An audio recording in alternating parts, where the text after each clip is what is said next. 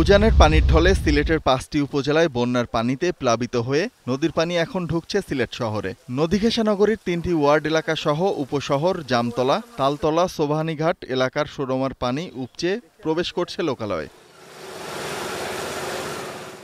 অভিজাত এলাকা হিসেবে পরিচিত নগরীর উপশহরে অতিবৃষ্টি বা ভারী বৃষ্টিপাত হলেই সৃষ্টি হয় জলাবদ্ধতা। ড্রেনের ময়লা ও ছড়ার পানি ঢুকছে অনায়াসে। এই অবস্থায় এলাকার কয়েক হাজার বাসিন্দা রয়েছেন নানা ভোগান্তিতে। বাইর হইতে অনেক অসুবিধা হইতে আছে, খাওয়া খাদ্য কিচ্ছু খাইতেছে না, যে সুরমার পানি পশ্চিমার উপরে চলতেছে। আমরা চরম ভোগান্তিতে আছি। এই উপশহরের অবস্থা যদি আপনি দেখেন যে একেবারে খুবই খারাপ অবস্থা। এই সাইডের অবস্থা খুবই খারাপ, এই সাইডের অবস্থা খুবই খারাপ। সোবহানীঘাটের অবস্থা নিম্নাঞ্চলে পুরোপুরি প্লাবিত।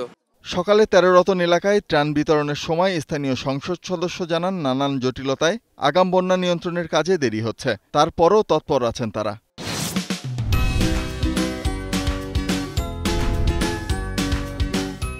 দেরি হচ্ছে আমলাতান্ত্রিক জটিলতায়। সরকার টাকাও দিয়েছে, অ্যাপ্রুভও করেছে। আমার দুটো প্রজেক্ট এখানে, একটি হচ্ছে নদী খনন, কারণ এই বরাট হয়ে যাওয়ায় আমার পানি সহজে যায় না, আর দ্বিতীয়ত আমার শহর রক্ষা বাঁধ।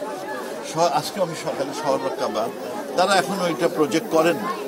নিম্নাঞ্চলের ৫টি উপজেলার সাথে নদীর পানি বৃদ্ধি পাওয়ায় নতুন করে আরও ৭টি উপজেলার নিম্নাঞ্চল প্লাবিত হয়েছে। পানি উন্নয়ন বোর্ডের তথ্যমতে মেঘালয় ও চেরাপুঞ্জিতে কয়েকদিনের টানা বৃষ্টির পর গত দুদিনে এর পরিমাণ কিছুটা কমেছে। ফলে ঢলের পানি কমলেই জলাবদ্ধতা ও বন্যার উন্নতি হবে বলছেন সংশ্লিষ্টরা।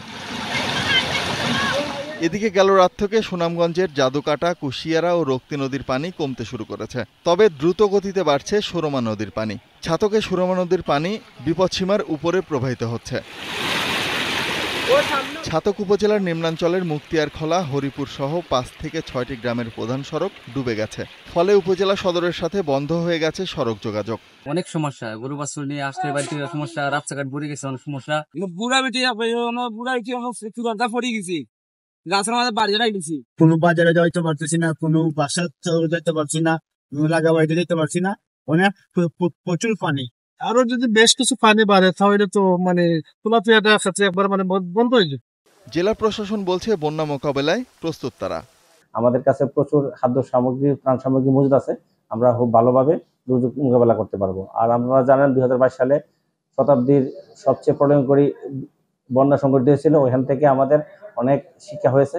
ওই শিক্ষা নিয়ে আমরা যে কোনো বন্যা আমরা খুব ভালোভাবে সফলতার সাথে মোকাবেলা করতে পারবো। ২০২২ সালে বন্যায় সিলেট অঞ্চলে ব্যাপক ক্ষয়ক্ষতি হয়।